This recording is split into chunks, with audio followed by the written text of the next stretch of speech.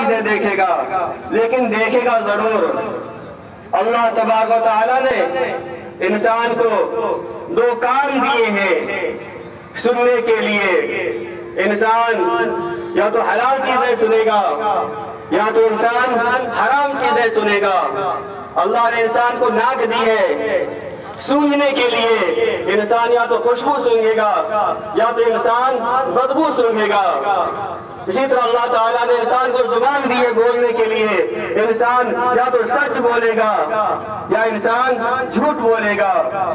اسی طرح اللہ تعالیٰ نے جو ہاتھ دیے ہیں پکڑنے کے لیے، انسان یا تو حلال چیزیں پکڑے گا یا حرام چیزیں پکڑے گا۔